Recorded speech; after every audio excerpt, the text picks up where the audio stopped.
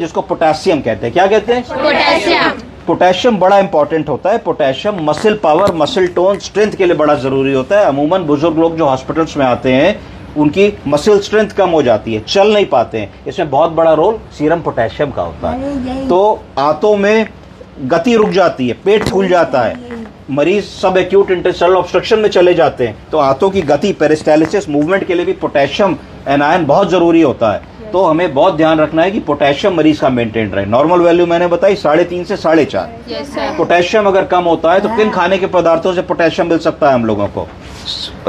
फल, हरी पत्तेदार सब्जियां, फलों में भी केले में बहुत ज्यादा पोटेशियम होता है, टमाटर में बहुत ज्यादा पोटेशियम होता है, नारियल पानी में बहुत ज्यादा पोटेशियम होता है, पालक, मेथी, बथुआ में बहुत ज्यादा पोटेशियम होता है, ड्राई फ्रूट्स, काजू, किशमिश, बादाम, मेवे, इनमें पोटेशियम बहुत ज्यादा होता है। तो इनमें से किसी भी चीज को जब आप मरीज को बताएंगे तो हाई पोटेशियम डाइट के तौर पे आएगा।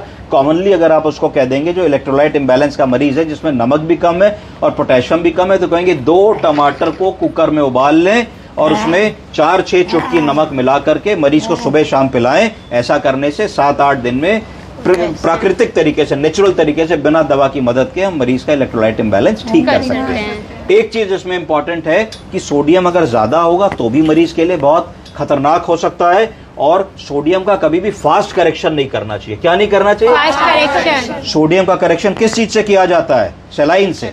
कौन सी सलाइन लगाई जाती है? Hypotonic saline. हाइपोटोनिक सलाइन को 3% सलाइन कहते हैं। 100 ml की छोटी शीशी होती है। हमेशा याद रखिए कि नॉर्मल सलाइन तो हम तेज चला सकते हैं, एक बोतल को हम 2 घंटे 1 घंटे में भी दे सकते हैं, 500 ml की जो बोतल आती है, पर 3% हाइपोटोनिक सलाइन को हमको धीरे धीरे चलाना है। कोशिश करनी है कि इन्फ्यूजन पंप से 10 ml पर आवर के ही रेट से चलाएं और एक 100 ml की शीशी कम से कम 6 घंटे से पहले ना दें।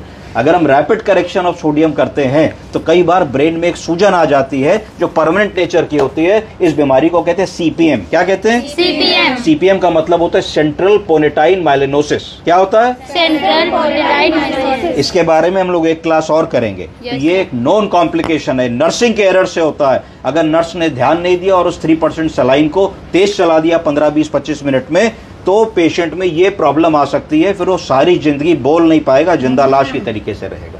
तो we have to be very thoughtful about it कि हम क्या चढ़ा रहे हैं, कैसे चढ़ा रहे हैं, क्या ऑर्डर हमारे डॉक्टर ने लिखा है। ठीक है। तो पोटेशियम के करेक्शन की बात हो गई, सोडियम के करेक्शन की बात हो गई।